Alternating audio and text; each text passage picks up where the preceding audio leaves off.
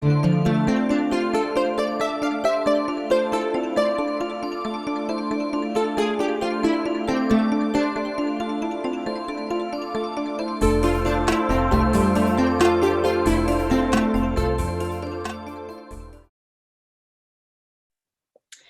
evening, everyone. This is a panel discussion on remembrance. We're here to talk about a little known part of American history that's seldom taught, seldom discussed, and had a tremendous impact on the history of America. We're talking about racial terror, lynching, and my name is Attorney Jacqueline Hubbard. I will at this time turn over the program to our moderator, the Honorable Charles E. Williams. Thank you. Thank you. First of all, I'd like to thank all of you for joining us this evening. Before we get started with the business of the panel, I would like to now introduce you to our esteemed panel. First is Dr. Julie Armstrong. Dr. Armstrong is a professor of English at the University of South Florida at St. Petersburg. She is a civil rights and Southern literature scholar.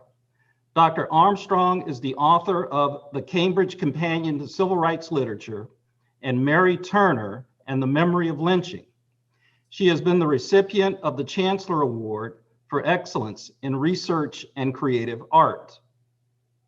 Our second panelist is Dr. Raymond Arsenault. Dr. Arsenault is the Emeritus John Hope Franklin Professor of Southern History at the University of South Florida.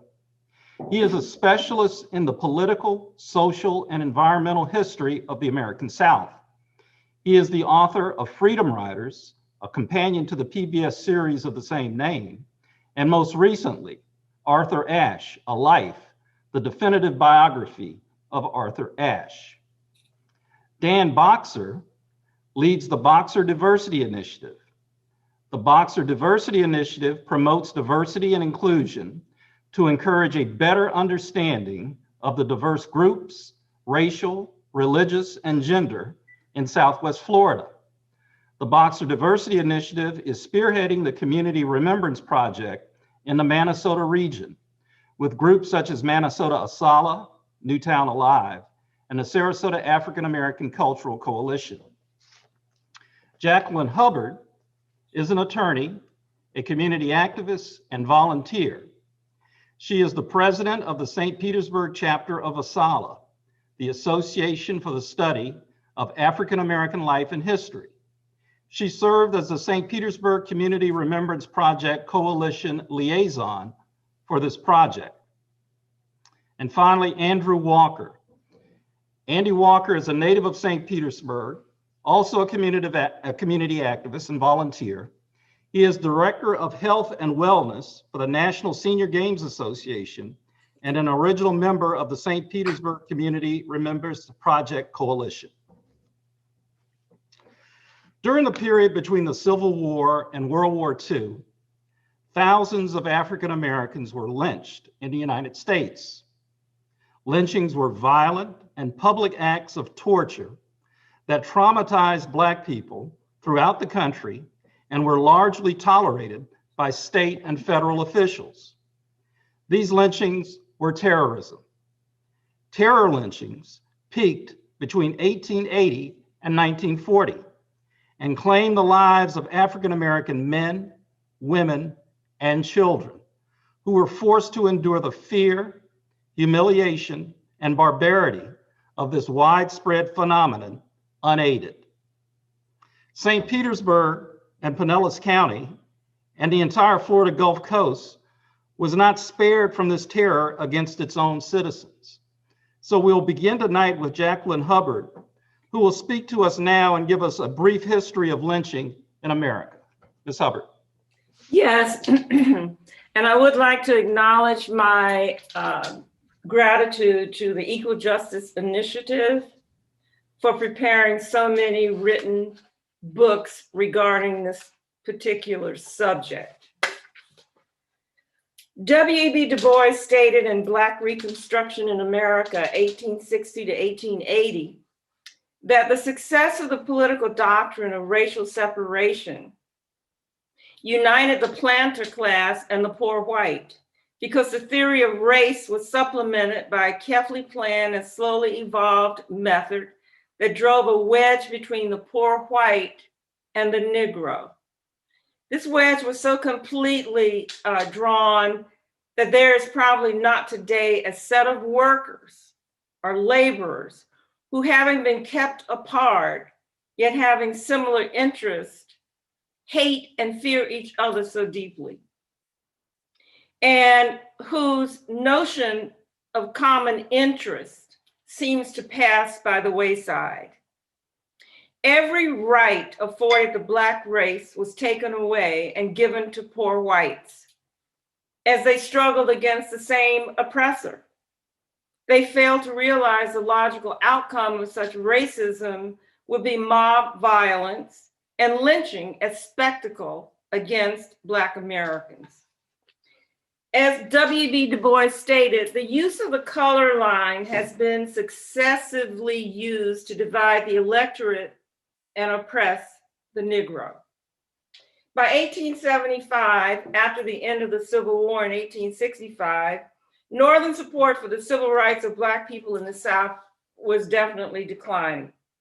Many people who had supported the civil rights of Black people through the egalitarian policies of Reconstruction were beginning to disappear. Northerners complained of being tired of supporting Black Americans in their quest for equality. For 4 years, the Union had fought a highly destructive civil war, resulting in the estimated deaths of 750,000 people. There had been fights in Congress to enact a series of laws after the Civil War to protect the rights of the newly emancipated, including President Grant's deployment of Union troops throughout the South for the protection of the newly emancipated. This resulted in the short-lived but highly productive era of Reconstruction. Most historians date this between 1865 and 1877, although W.B. Du Bois continues it to 1880.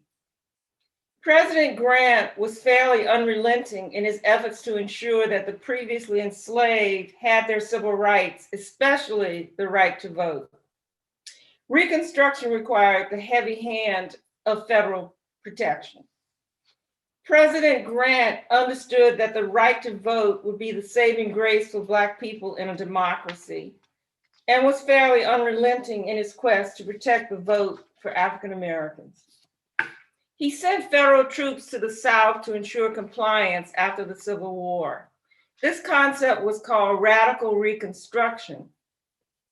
In 1867, Congress passed the Reconstruction Acts. However, as early as 1873, a series of Supreme Court decisions limited the scope of Reconstruction era laws and federal support for the so-called Reconstruction Amendments and the Civil Rights Act of 1867. The United States Supreme Court did not rule upon the constitutionality of the Reconstruction Acts themselves, but gradually acceded to the disablement of them, due in large part to the lack of enforcement of both these acts and the Civil Rights Amendments, the 13th, 14th, and 15th. For instance, in 1873, the Supreme Court held that the 14th Amendment only protected privileges and immunities of persons as citizens of the United States, but not as citizens of the states.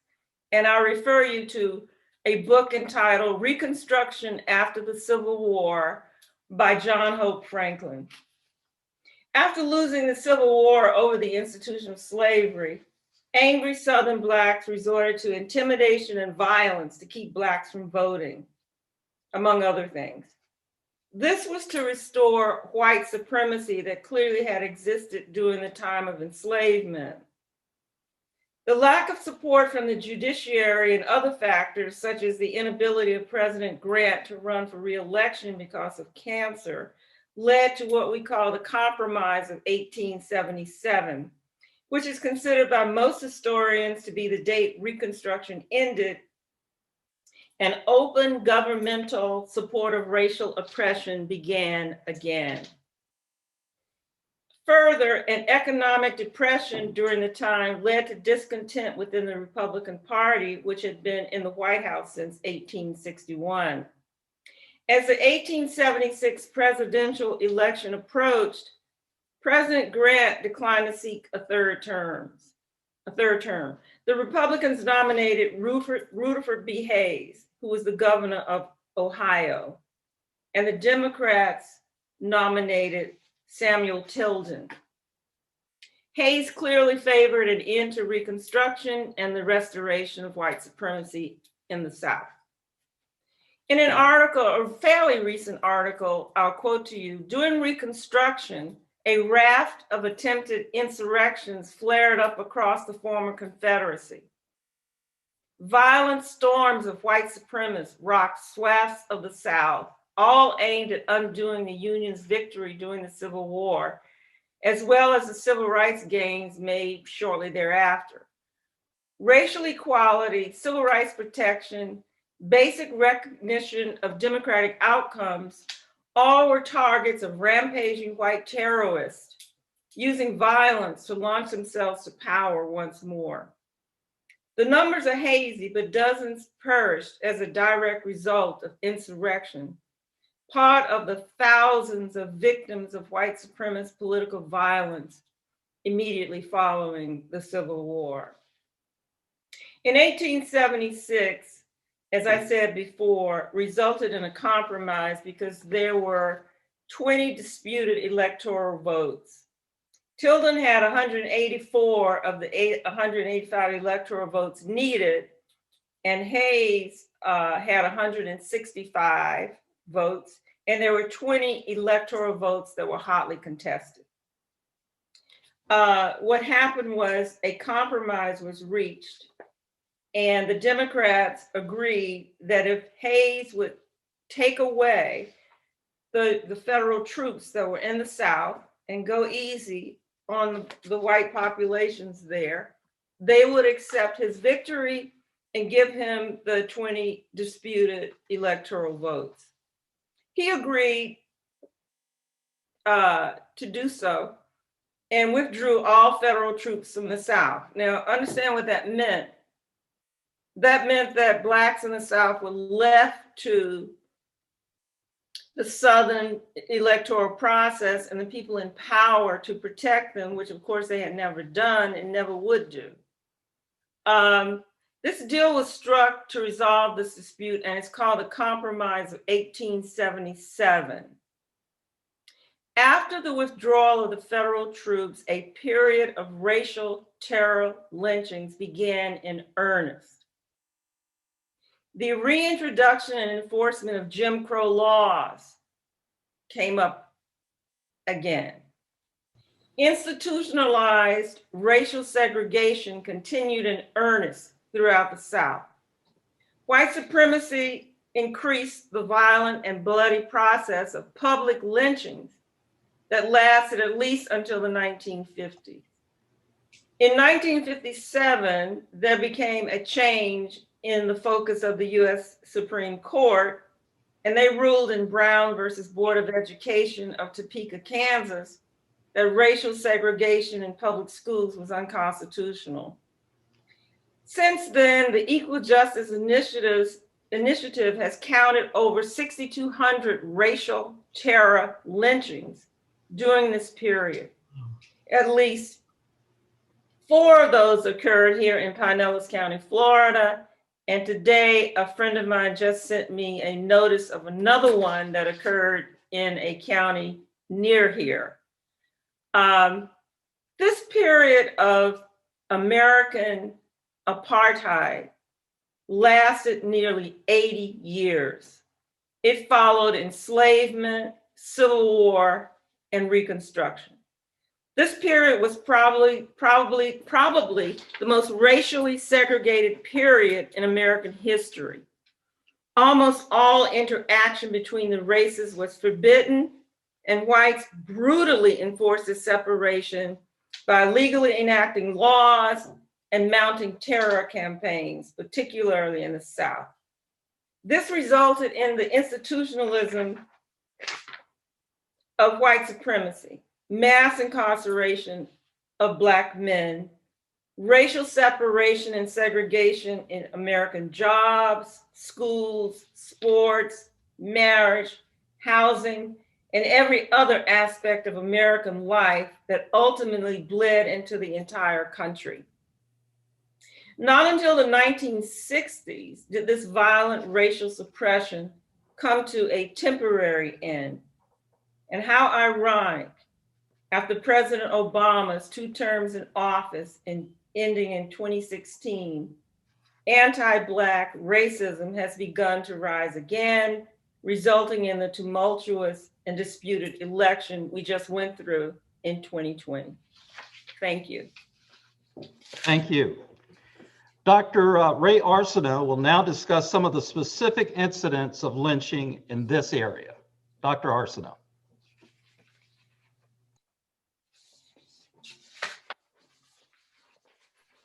Ray, you need to unmute.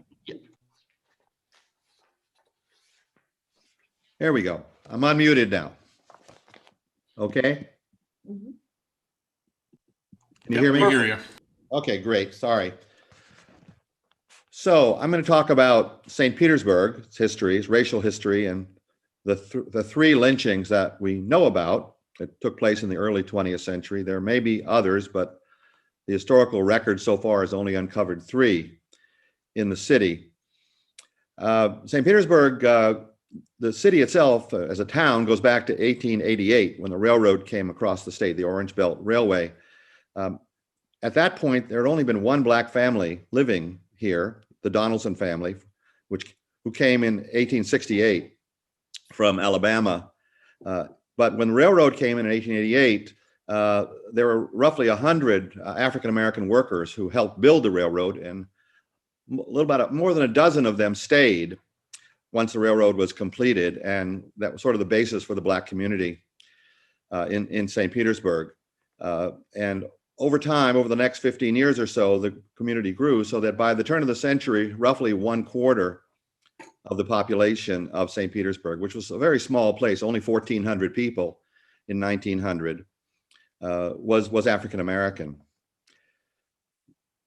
There was, you might say, cradle to grave segregation, but it wasn't a completely codified Jim Crow system at that point. It was mandated mostly by custom rather than law. That would change later. So relations were, compared to what they were later, I think relatively peaceful, although there was clear racial discrimination and separation. The first lynching in St. Petersburg took place in 1905, just 2 years after the city was incorporated. And the victim was John Thomas, who was a young African-American man from South Carolina. And that's an important part of this because he was considered to be an outsider. He was not a member of the African-American community in St. Petersburg. But on Christmas Day in 1905, he was arrested for disorderly conduct by Police Chief James Mitchell. And while Mitchell was taking him to the jail, they had a fight, and John Thomas had a knife, and he stabbed Chief Mitchell to death. Mitchell died in the street. They took John Thomas to the jail. It wasn't long before a mob gathered and demanded that they be given John Thomas to exercise vigilante justice on him. They put a ladder up to the second floor of the jail. His cell was on the second floor, and they shot him to death through the window. It was a relatively small mob, but then they weren't satisfied with that. They went down, and a few other people joined the mob, and they broke open the jail doors, and they took the body out and mutilated it. That was very common in lynching situations. The body was mutilated, often burned at the stake. Parts of the body were separated and sold as souvenirs, and it was a pretty gruesome, terribly gruesome ritual. But the press hardly mentioned it.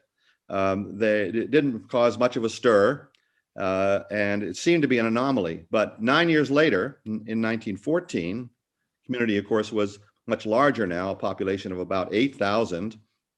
On November 10th, 1914, Edward Sherman, who was a local kind of developer, he was a photographer actually, who'd been in the city for a few years, and then he decided to become a real estate developer, and he was building a subdivision called Wildwood Gardens out on Johns Pass Road, which is now 30th Avenue North. It was really out in the boondocks in those days. And he had employed 11 African-American workers to help clear the land. Two of them were John Evans and Eugene Tobin, and they were fired 3 days before Edward Sherman's body was discovered. He was shot to death by someone, we'll never know now. His wife, Mary, was assaulted with a pipe and possibly sexually assaulted. At least that was implied in the newspaper coverage. Again, we'll never know for sure what actually happened to her. But they started roaming the Black community of St. Petersburg to find someone to blame for Edward Sherman's death. And they fastened on John Evans, who was one of the laborers working for Sherman. He was from Dunellen, up in the central part of the state. He was not, again, he'd only been here a few weeks. Nobody in the Black community really knew him. He was staying in a rooming house in downtown St. Petersburg. Anyway, they figured since he'd been fired 3 days earlier, he was a prime suspect. They took him before Mrs. Sherman, who was in the hospital, and she said, "That's not the man. That's not the man that killed my husband. That's not the man that assaulted me." And so they let him go. But then they searched the rooming house where he lived, and they found some bloody clothes, and they said that was the smoking gun for them. So the mob grabbed him, took him back to Mrs. Sherman, and once again, she said, "That's not the man." They spent a number of hours torturing him, trying to torture him into a confession. He refused to do so, and he was returned to jail. And finally, we'll probably never know all of the details, but it seems that the city fathers, the leaders of the city, worried that this death of Edward Sherman, he was a developer from Camden, New Jersey. They wanted other people to come and invest. The tourist trade was rising in 1914. City was booming. So they wanted to show, ironically, that St. Petersburg had law and order. They had to bring somebody to justice. And so actually this group of city leaders in secret, the next afternoon, planned a lynching. It was not a spontaneous mob at all. It was planned by the members of the coroner's jury, 15 leaders of the community.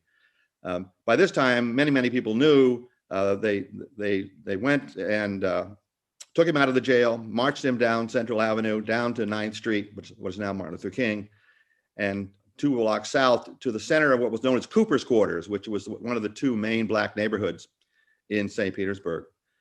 They put a noose around his neck. They strung him up on a telephone pole. He was a gruesome sight. There were probably as many as 2,000 people there. Pretty much almost half, or maybe even more, half of the white population of St. Petersburg. As he's wrapped his legs around the pole, trying to save himself, a woman from a car pulled out a shotgun and shot him to death. But that didn't satisfy the mob, and for about 10 minutes, members of the mob, again numbered in well over 1,000, maybe 2,000, were shooting into the body, hundreds of shots. Children were doing it, women were doing it. They later allowed the children to poke the body with pointed sticks. It was just a horrific lynching. The next morning, the police came and took away the body. The press handled this, both the St. Petersburg Times and the St. Petersburg Evening Independent, justified the lynching because there was this imputation that Mrs. Sherman had been sexually assaulted. So that meant that all bets were off. You didn't have to worry about law and order. You had to avenge the honor of the community. And poor John Evans, who we'll never know whether he was guilty or innocent. The other man, Eugene Tobin, was in the Clearwater jail, and a mob actually went to try to get him out and lynch him too, but they were stopped. And so he actually got a trial. I'm not sure it was a fair trial. I doubt if it was, and he was executed in October of 1950 in the first public execution in St. Petersburg history. But the accounts of the lynching in the press were absolutely lurid. And I mean, the Tampa Tribune criticized it. Most of the other newspapers, both St. Petersburg and the rest of the state, said this is what an honored society does when a member of its the female sex is violated. So that was the most spectacular lynching in St. Petersburg history. There was one more 12 years later. Parker Watson, who was he was a kind of a petty thief. He was a purse snatcher. He had been charged with 9 different counts of grabbing women's purses and running with them. He was being taken to the Clearwater jail. Clearwater is the county seat, by 3 policemen, and they were ambushed by several masked men who took him away in handcuffs and murdered him, shot him.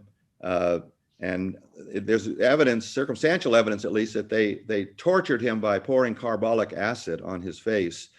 When the body was taken to the coroner, it was clear that he had white scars on his face, and the head of the detectives claimed, well, that must have been from the embalmers, the African-American funeral home. They absolutely said that was not true at all, that it was carbolic acid used as torture. Now this time, and this may be a slight amount of progress, but not much. The press was outraged by the Parker Watson lynching. They condemned it as a detriment to the tourist trade, to the growth of the city, kind of a boosterism. There didn't seem to be much sympathy for him at all as a human being, but at least the propriety had changed, and this third lynching was at least greeted different in the public sphere. After this, there were many examples of police brutality. Doc Vaughn, who was this legendary police chief from 1936 to 1945, who, in a sense, murdered several prisoners in the jails, and was eventually he went like Bull Connor in Birmingham. He went a little bit too far, and they eventually got rid of him, thankfully. But the lynchings were really when the system broke down, when there was a lot of what you might call legal lynching, stretching the legal justice system to maintain the Jim Crow system. But those were the 3 examples which were used, of course, to strike fear in the hearts of the Black community to maintain the Jim Crow system and the social hierarchies and racial hierarchies of the day. Thank you. Thank you, Dr. Arsenault. Now, Dr. Julie Armstrong will talk to us specifically about lynchings of women and children, as well as some of the lynching protests. Dr. Armstrong. Thank you. So yes, tonight I want to talk to you about a rarely discussed topic, which is the lynching of women and children, as well as anti-lynching activism, because I see these 2 topics as being related. And let me explain what I mean. Conventional wisdom sees lynching as a form of frontier or extra-legal justice, where individuals take the law into their own hands because they perceive that it's non-existent or too slow. That lynching occurred out west as an affair between cattle rustlers and heroes like Clint Eastwood, or that it took place in the South with white men punishing Black men for raping white women. But these ideas aren't exactly fully true. Back in 1892, anti-lynching activist and journalist Ida B. Wells called this belief the old threadbare lie that white people used to justify mob violence. More contemporary data gathered by organizations such as the Equal Justice Initiative and scholars such as Stuart Tolney and E.M. Beck proves Wells right. So let's break it down. Several different groups kept lynching statistics during the late 19th and early 20th centuries, and depending on who was doing the counting and the time frame that they used, there were at least 4,500 to 5,000 documented lynchings in the United States. About 80% of those were African American men, primarily in the states of the former Confederacy. Of these numbers, only about 30% involved accusations of rape, and most of those were spurious at best. A Black person could be lynched for anything from an accusation of a serious crime, as we've seen, such as murder, or for simply failing to observe Jim Crow social codes, like looking at a white person directly in the eyes. Those of us who study lynching today, as other speakers have said, think of the phenomenon as racial terrorism. It's a form of violence that undergirded white supremacy, designed to keep African Americans in their then perceived place at the lower end of a socioeconomic hierarchy. The lynching of women and children illustrates this point most clearly and most tragically. So about 200 women were lynched in the United States. And as far as I know, statistics were not kept specifically by age, but one can look through the record and see again and again, 17-year-olds, 16, 15, 14, and on down the list. Sometimes women and their children were lynched together, like Laura Nelson and her son LD, who was 14. They were killed in Okemah, Oklahoma in 1911. He was accused of stealing, and she was accused of shooting the sheriff who came to look for her son. Or consider Mary Turner, killed in Valdosta, Georgia in 1918 for threatening to seek justice against the mob members who lynched her husband. The men retaliated against her by torturing, hanging, burning, and mutilating Turner, and then removing and killing her 8-month fetus. So again, this is a brutal, horrific history that has very little to do with rape or with justice. And let's look more clearly at this idea of rape. I said that many of the accusations were spurious, and here's a couple of examples. In 1944, 15-year-old Willie James Howard of Live Oak, Florida, was accused of passing a flirtatious note to a white girl. And the next day, her father and 2 of his friends picked up Willie James. They hogtied him. They forced him into the Swanee River while they held his own father captive at gunpoint, watching his only child drown. Just over 10 years later, in 1955, 14-year-old Emmett Till was lynched in Money, Mississippi for allegedly flirting with or whistling at a white woman named Carolyn Bryant. Bryant's husband, Roy, and his half-brother, J.W. Milam, were eventually tried and found not guilty of Till's murder, but later they confessed to journalist William Bradford Huey in an infamous Look magazine article that they had indeed killed the boy. And to make matters worse, a few years ago, Carolyn Bryant told historian Tim Tyson that she fabricated her story. So it was all made up. Now, anti-lynching activists tried for decades to draw upon stories of female and child victims to counter that rape myth and argue that lynching had less to do with punishing alleged criminals than with maintaining white supremacy. And it's hard for us today to wrap our minds around this, to listen to stories of those like Mary Turner and Willie James Howard, and to realize that these activists faced an uphill battle, but they did. Turner's story generated a huge outpouring of response from creative writers, artists, journalists, and organizations such as the NAACP, who put Turner at the center of their 1922 campaign for the Dyer Bill, which proposed to make lynching a federal crime. And the bill passed the House, but not the Senate, where Southern Democrats filibustered it to death, arguing still that lynching was a legitimate form of punishing rapists. Now, that was pretty much the story throughout the 20th century as bill after bill went down in defeat. In 2005, the Senate apologized for its role in refusing to criminalize lynching, with 8 holdout senators from, you guessed it, the states with some of the highest numbers of mob violence. As Florida native and NAACP activist and writer James Weldon Johnson stated in 1919, most white Americans don't condone lynching, but they don't condemn it either. They didn't think of themselves as violent or racist, but they did enjoy having the privilege of being on the upper end of that perceived socioeconomic hierarchy. And they turned a blind eye to the violence.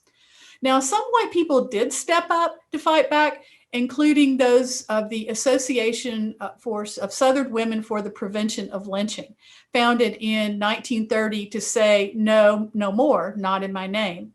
And numbers did decline in the mid-20th century, but the violence didn't really end. Emmett Till's death in 1955 was another moment like Turner's that galvanized the fight against lynching. Till's mother, Mamie Till Mobley, held an open casket funeral in Chicago for her son so that the tens of thousands of attendees could see what had really happened to him. And pictures of Till's grossly disfigured body were published in Jet magazine, and then they circulated throughout the news media nationally and internationally. And scores of civil rights movement activists point to Till's death as a wake-up call for themselves and for the nation. But before we get too confident about how far we've progressed, it's important to note that, again, an anti-lynching bill recently went through Congress, passing the House in 2019. Yes, I said that right, 2019, but stalling in the Senate in 2020, especially, specifically through the objections of Kentucky Senator Rand Paul. So as the Equal Justice Initiative works with local groups across the country, including those in the Tampa Bay area, to install historical markers that commemorate the lives lost, I want you to remember people like Mary Turner, Laura and L.D. Nelson, Emmett Till, and Willie James Howard, and think about how important it is for us to tell the truth about our shared history and how important it is to keep seeking justice. Thank you. Thank you, Dr. Armstrong. Talking about the local initiatives, we have now Dan Boxer and Andrew Walker discussing the community remembrance projects that are occurring in their communities. Discussing the projects in the Pinellas area, we'll start with Mr. Walker. Hello, thank you for having our coalition to be a part of this discussion. Starting with the history of the coalition, I think about there are certain words that come to mind, like justice and even anger and service and giving, and especially giving voice to people like Mary Turner and others, and John Evans. History, faith, all of these ideals and virtues and ways of expressing ourselves came together with a group called the Pinellas Remembers Community Coalition. This group was formed as a result of these individuals seeking a way to be a part of creating an appropriate memory. So we came together and under the auspices and direction of the Equal Justice Initiative, Brian Stevenson's group out of Montgomery, Alabama, where the museum exists on lynching, and also where the memorial to the individuals that were lynched in every county in the United States exists. And so we're a group of people who, a lot of us didn't know each other. Some of us, however, had worked together on other projects. The Equal Justice Initiative requires that in forming a coalition, that the tenets of coalition building the themes of coalition building, such as collaborative effort, bringing resources together, actually be adhered to. We have a common set of virtues or ideals that we try to live by as we work together in a group, because groups forming together who often include individuals that hadn't worked together need to have a thematic direction. And so the EJI gave us that direction. And so from that, we were asked to build this coalition. And over the past year, the coalition has met monthly. Initially, prior to COVID, we met in person at St. Augustine's Church. Members such as NAACP, the University of South Florida, individuals from Eckerd College, the City of St. Pete, individuals from the Foundation for Healthy St. Pete, who is a major donor to the project, along with another donor that the Tampa Bay Rays that has made a significant donation to this cause. Our financial coordinator or manager of funds, the Urban League. Jackie Hubbard is the co-chair. And she has been with the project for a number, from the very beginning, along with Gwen Reese. The organization was officially formed in 2019. The main impetus of the Equal Justice Initiative in working with coalitions is to have the coalitions create wording and language that would be appropriate to give recognition in memory and to bear witness to the loss of lives by individuals that were lynched in the local community. So the coalition worked on creating this language that was representative and appropriate for the memory of John Evans and Parker Watson and other individuals that were lynched. In addition to the marker, we are working to partner with, or have partnered with, Pinellas County Schools. That was another key requirement to have a coalition, is that we had to agree to involve students in essay and art activities to deepen their understanding of the history of lynching in Pinellas County specifically, but in the US. So the coalition has finalized the marker aspect. And at this point, the marker will be presented and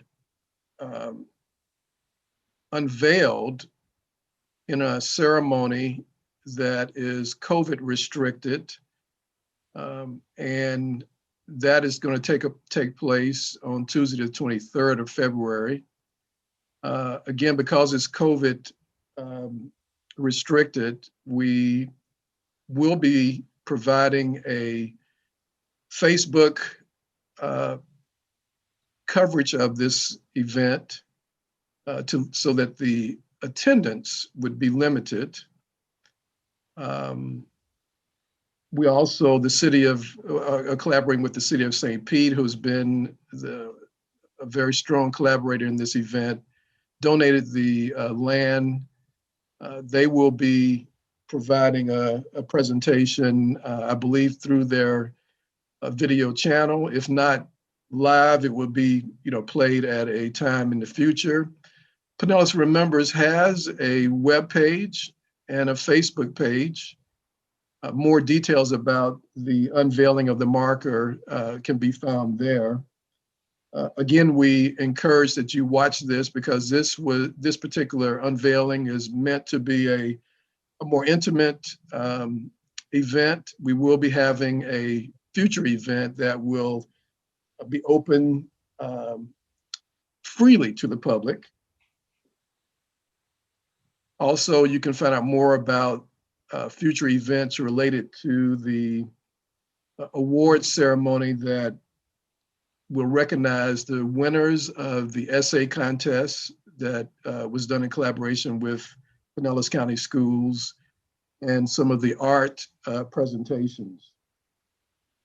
So again, the coalition, the key aspects in summary were forming a coalition that met on a consistent basis, that worked to get a marker placed, and hosted a student essay, literature, and art contest in collaboration with the local school system. So those were the three requirements in working with the Equal Justice Initiative out of Montgomery. It's been a pleasure to work with the group. We have stormed and normed and collaborated and discussed and really worked together to come up with these goals that the Equal Justice Initiative asked us to accomplish. And so it's been a real labor of love and an inspiring experience that we believe will give voice to those individuals that experience such horrific experience in their lives. Thank you. Thank you, Mr. Walker, and thank everyone in the coalition for working so hard to achieve that goal. To talk about the Community Remembrance Project in the Sarasota-Manatee County region, we have Dan Boxer of the Boxer Diversity Initiative. Go ahead, Dan. Good evening, everybody, and thank you, Andrew, because you took a lot of our thunder, but I just wanted to talk a little about how our Community Remembrance Project was formed here in Manatee and Sarasota. And we're a little different because we're actually two counties, we're Sarasota and Manatee, and many of the lynchings that took place when Sarasota and Manatee were one county, which was in 1921. And it all started for us when Lytton, my wife, and I went to Montgomery, Alabama. I think it was about 1 month after EJI, the museums opened, the EJI Legacy Museum and the National Museum for Peace and Justice, which most people refer to, I believe, as the National Lynching Museum. And to say the least, and with all the other people talking, it was a very, very moving experience to see it. And I had to read one paragraph from a well-known architect who talked about the lynching monument just after he visited, after it opened. His name is Brian Lee from New Orleans. He says, of the memorial, it is a space that takes an almost unimaginably difficult topic, the individual horror of lynching, and challenges its visitors to engage with it, to put lynching in its rightful context as a tool of racial terror throughout this country's history. It is easy to be struck by the emotional gravity of it all. It is much harder to rationalize the depth of cruelty it requires to commit and allow such atrocities. And I think Dr. Arsenault really brought it home on a local level.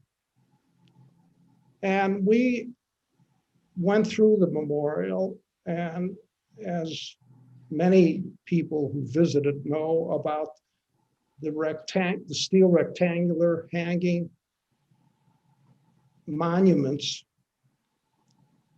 from each county where a lynching took place, with lynching victims of each county engraved on it, and a duplicate of that laid horizontally outside. So what does one do when you're from a southern state? You go to try to find your own place. And we found Manatee, the monument. And we saw, to our horror, 6 lynchings. Henry Thomas, Sam Ellis, Wade Ellis, Ruddy, William English, James Franklin. And our director of research here, Hope Black, actually found out another person, Lewis Franklin, which we are doing research on now. So we went back and we knew that EJI was trying to get local counties to bring these replicas there. And I had the good fortune of knowing Jackie Hubbard, who's on this call, fellow panelist and a great friend of ours. And she told us of the work that was being done in Pinellas County and really helped us get started. So we formed a coalition which included Minnesota Asala. I sometimes get this wrong. I think it's Asala, Minnesota, and I hope that David Wilkins forgives me. And the Sarasota African American Cultural Center, the new cultural center that is being organized by someone named Vicki Oldham and Judge Williams, who's on the call here, and Newtown Live, which celebrates the culture and the history of Newtown. And that was the basis of our coalition. But to get this to be successful, and I'm not going through all of EJI's requirements that Andrew did so well, we had to find out if we had the support of the community. So we circulated a request for support, not for money, just to support a lynching memorial, a lynching marker to be in this area. And one of our worries was that we were 2 counties. Manatee not be interested if it's in Sarasota and vice versa. And to say the least, the response was overwhelming. We've had over 300 pledges of support from individuals from all walks of our community, Manatee, Sarasota, everywhere, and almost 80 organizations, big ones, small ones. We've had the Manatee Commission support it. We've had the Manatee Bar Association Diversity Committee. I think Lori Dorman's on the call, who helped so much on this. We've had the city of Sarasota. So all in all, we had a very, very strong support. And we were aided by publicity in the Herald Tribune, Sarasota Herald Tribune, which asked the question, will the community accept a lynching memorial here in Sarasota? And as a result, we got another 80 people supporting the group. So that gave us the ability to make a proposal to EJI, which we just put in before Christmas. We then talked to EJI, who have been incredibly helpful. And I hope Trey and Kiara are on the call. And our proposal was accepted, I think it was 3 weeks ago. So we're much farther behind. We're already planning a soil collection project. Asala, Minnesota is working on the education component with the schools. And we're really looking forward to taking this whole project forward for years to come. Thank you. Thank you, Dan. Thanks for all the hard work that you're doing in Manatee and Sarasota to get this project done. In the time that we have left, we're going to try to field a few questions from our viewers. I'm going to ask our production assistant, Bobby, to help me with that. Do we have any questions from our viewers?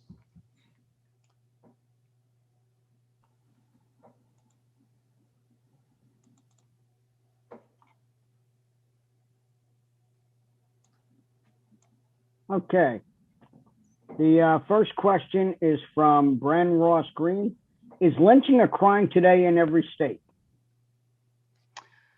I'm going to ask Attorney Hubbard if she could field that question.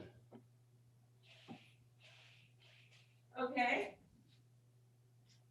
And the question was, is lynching still a crime in every state? Or a crime in every state? Well, murder certainly is. Lynching has not become a federal crime. Assault and battery and murder those crimes are crimes in every state.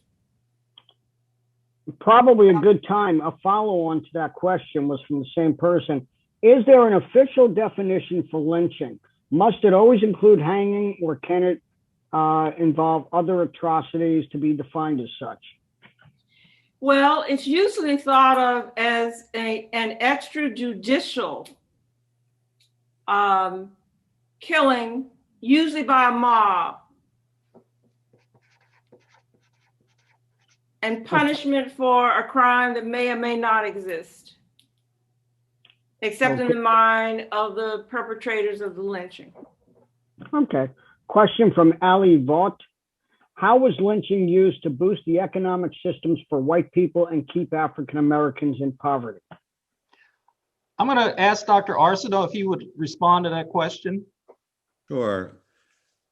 Well, lynching was part of a whole complex of control mechanisms for racial control. It's all sort of interlocking. Economic discrimination, political discrimination, the criminal justice system instilling fear in African Americans so that they know their place. And that was I think the essential motivation to not just to express the outrage of the community for an alleged crime by a member of what was considered to be an inferior race and an affront to the community. But it was meant to send a message that you need to stay where you are. The bottom rail should stay on the bottom, and it was essentially a long-term reaction to Reconstruction, the notion that you could have a society with liberty and justice for all, which was not at all what white supremacists had in mind. And so lynching is a means of enacting fear. And just as whipping was for enslaved people, it wasn't just the person who was being whipped, it was the lesson that was taught to the rest of the community. Let me ask if Dr. Armstrong wishes to add anything to that response. Yes, thank you for asking, and I do. In many cases, the success of African American success or Black success drew attention to lynching victims. So there's a scholar named Coretha Mitchell who's written about this, and this sort of echoes what Dr. Arsenault said, that lynching is a form of a continuum of what she calls know your place aggression. And so very often it was economic success, or with a case like someone named Anthony Crawford in South Carolina, or it was success in voting rights or something like that, with someone like Julie Perry in Orange County, Florida. So it's sometimes the success itself, whether political success or economic success, is what drew the ire of white supremacists who, like Dr. Arsenault said, wanted to, maintain those very strict hierarchies. And it was about sending a message. Okay, I think we have time for a couple of more questions. Any additional questions, Bobby? Yes. First one's from Roxy. Where will the markers be placed? Okay, I'm going to ask Attorney Hubbard if she would respond to that as far as Pinellas County, and then I'm going to ask Dan Boxer about Sarasota. But let's start with Ms. Hubbard as far as where the placement of the markers will be in Pinellas. John Evans was lynched at the intersection of 2nd Avenue South and what is now Martin Luther King Jr. Street, or 9th Street. And the lynching marker will be placed in the area where he was actually lynched. And we're very thankful and grateful to the city of St. Petersburg for giving our coalition permission to put the marker there. And I would also like to thank the city of St. Petersburg for all of the direction, cooperation, and taking the lead on getting permits and things of that nature for us. The level of cooperation from the city of St. Petersburg really, it's unparalleled. It's just wonderful.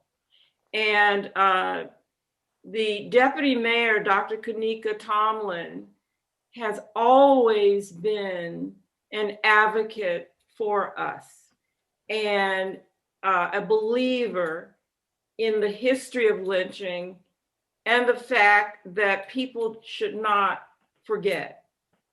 And therefore, having a monument to the actual victims of lynching at the location where the lynching actually occurred was very important to us and was very important to the city. Okay, thank you. Charles, let me just Yes, reiterate go ahead, Andy. the importance of that and something I would be remiss if I didn't cover, and that's that we have at least 80 organizations. It's hard to name them all, but I want to also make sure I covered that Gwendolyn Reese from the African American Heritage Trail is also the co-chair along with Jacqueline. All right, thanks, Andy. And for Dan Boxer, I know you're early in the process, but in terms of the location, has that been discussed? Yes, and we put it in our proposal. Unlike St. Pete, we do not have the exact locations for any of the lynchings. We have a researcher, Hope Black, who's been working tirelessly to try to find it. And there is a possibility we will locate it, but we don't have a definitive place yet. And because of the establishment of this Sarasota African American Cultural Center, which is to I hate to use the word celebrate because this isn't celebration, but to talk about the history of African Americans in Sarasota, Manatee as a center. Everybody who's been involved with our project agreed that the best place would be at this cultural center, which is going to be located on Martin Luther King Avenue and Osprey, sorry. And that will be the case. All right, thank you, Dan. And Bobby, I think we'll do one more question before we close out. So do you have one more question? Okay, for the other questions that we do have, will we be able to get answers back to those individuals after? Well, let's do this. Let's agree time-wise. Let's do 3 more. So, and the others will figure out a way of answering those. So, go ahead with 3 more questions. Okay, first one is from Dr. Marcia Kindle Smith. Have any of you tried to contact relatives of lynching victims? All right, I'm going to ask Attorney Hubbard and Mr. Walker, because I know that they have been on the ground working the details. So have you been able to contact any victims or families of any victims? Let me just say that the family of one of the victims contacted Dr. Ray Arsenault directly.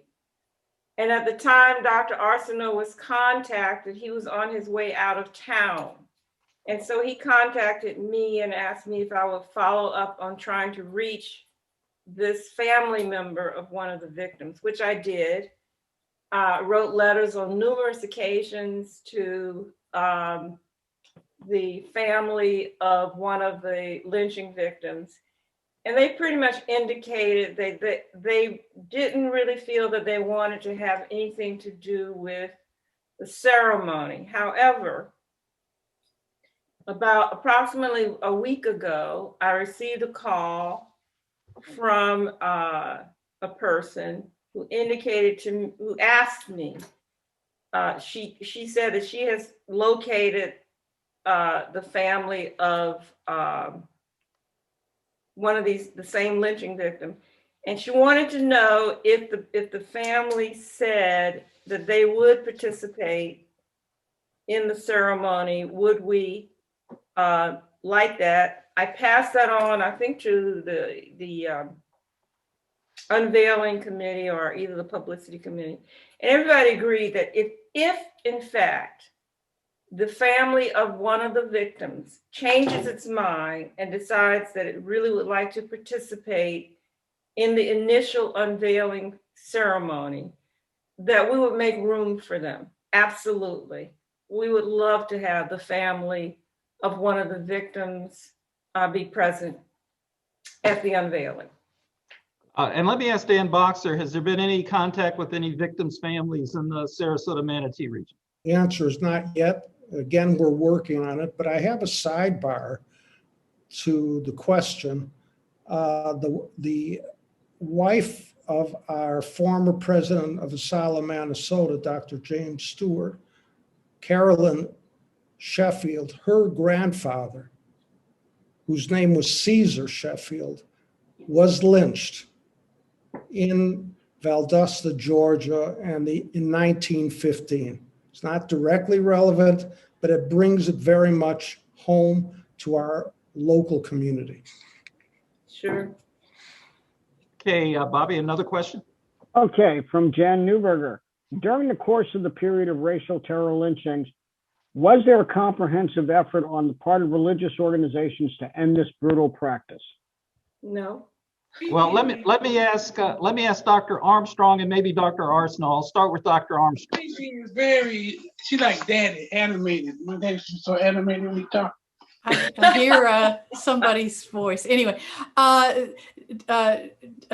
Jackie Hubbard answered the question short and sweet. No, not really. But there were faith-based organizations that did do the good work. One of them was the Commission on Interracial Cooperation, which was rooted in the Methodist Church and out of Atlanta. And certainly there were faith-based individuals, religious individuals who participated. But as a whole, religious organizations stayed away from this topic as a political hot button. Okay, Dr. Arsenault, any knowledge of any organizations? Yeah, Julie's absolutely right, but there were some attempts behind the scenes. There was a group called the Fellowship of Southern Churchmen, which was interracial, which met secretly in the mountains of North Carolina in the summers, and they had a lot of discussion about it, but they had to keep it under wraps. They worked through other organizations like the Southern Regional Council because they were afraid they would lose their congregations. They'd be defrocked if it became public. And there were also a number of African-American ministers who discussed these things. But again, the National Baptist Convention, which was the dominant denominational organization in the South, kept a pretty tight lid on it. They were more in the tradition of Booker T. Washington and not of W.E.B. Du Bois. So there was not nearly as much as there should have been, but the NAACP, of course, and there were a number of religious figures in the NAACP hierarchy who worked very hard in the 30s, of course, for the anti-lynching law, but alas, they never were able to be successful. Okay. Charles, Yes. For the last question, question for Dr. Arsenault. In the 1950s, or was it 1962, lynching murder, how did the mob know where to find the accused and that he was being moved? It seems he might not have been set upon if he was in police custody and being moved, if his movements weren't known. Was it collusion? You said 1962. Did they mean 1926, Parker Watson? He might have transposed it. That's possible. Yeah. Well, I think at some level there was, I think, definitely collusion. Again, we'll probably never know. There was a formal investigation ordered by a local judge, and the governor actually got involved, and there was a pretty serious investigation. But a lot of it had to do with the acid stains on Parker Watson's face.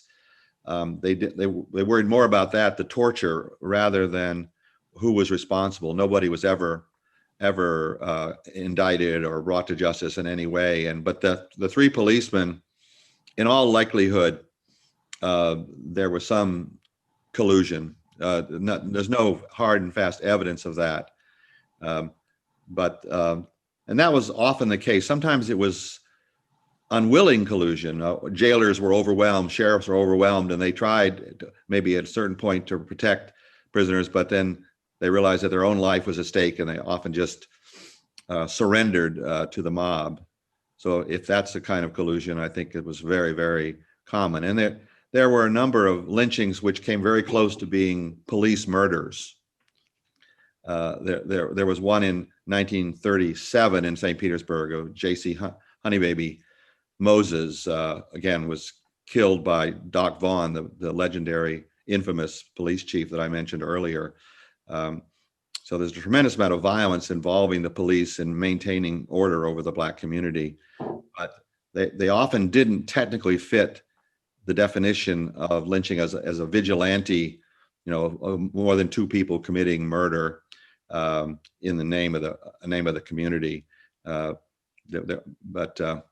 I think the answer is, I think it's highly likely there was collusion in the Parker Watson case.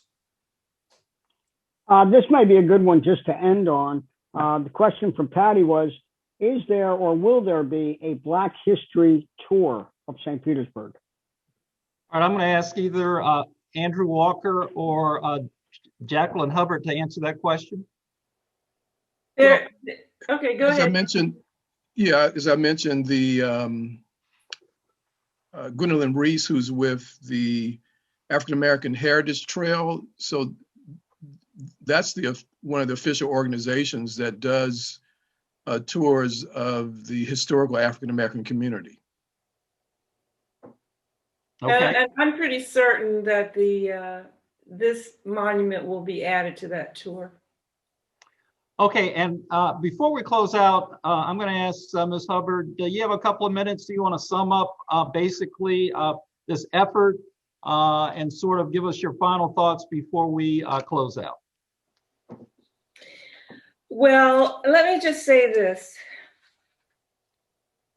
There's so many aspects to African American history that people don't know about, but have had ramifications through generations of African Americans because of the psychological and physical abuse that they have been subjected to since 1619. And each period of history seems to have its own type of abuse, white against Black. Slavery, the enslavement of Black people for over 250 years is just an amazing period of history, which you could probably teach a course on.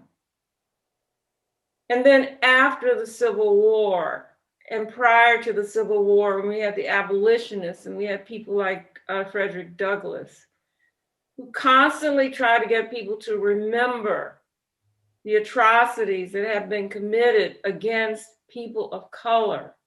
And then you had W.B. Du Bois, who talked about the issue of color is going to be the question of the 20th century. Well, it's still the question in America.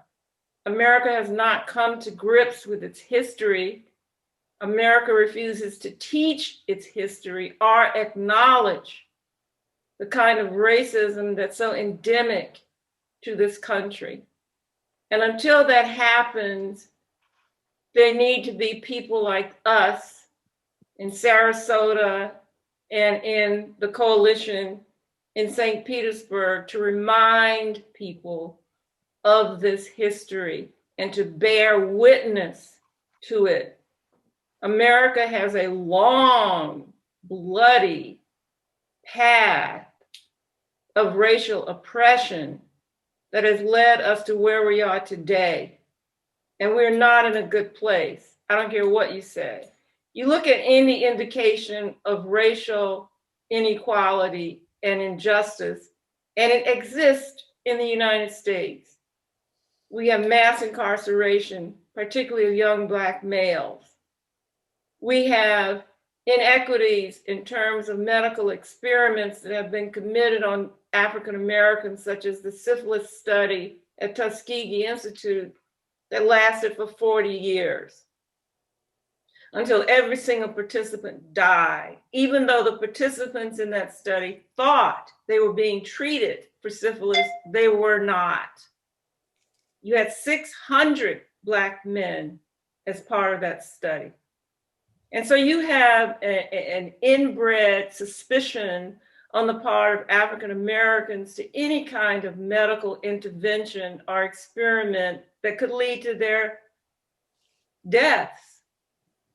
And unfortunately, if you look at the disposition of the COVID vaccine, you see it again. If you look at the neighborhoods where the COVID vaccine has not been dispensed in an equitable manner, it's usually in the poor and Black areas of that particular city. You look at education, it's never recovered from the kind of segregation that it was subjected to after Brown versus Board of Education, and even before Brown versus Board of Education. And the kids, the younger people bear the brunt of this. It is amazing to me how African Americans have managed to not only survive this brutality, but in many instances to survive it. And one of the institutions, one of the groups of institutions that we have to give credit for our survival are the historically Black colleges and universities who educated most of us and continue to do so, because education really is the way out of this morass. And that's why our community organizations are so important, because ASALA exists to teach African American history. Pinellas Remembers and the coalition exists to teach people about lynchings, to bear witness to what happened to African Americans, all of which is in the interest of education and hoping that once educated, people can have meaningful discussions about the kind of racism that exists in America and what we can do to reconcile ourselves to it, to have truth and reconciliation and racial reconciliation in this country. But you can't have it until there's an admission that these atrocities actually occurred and that people were damaged by them. And that's my closing statement. Thank you. All right.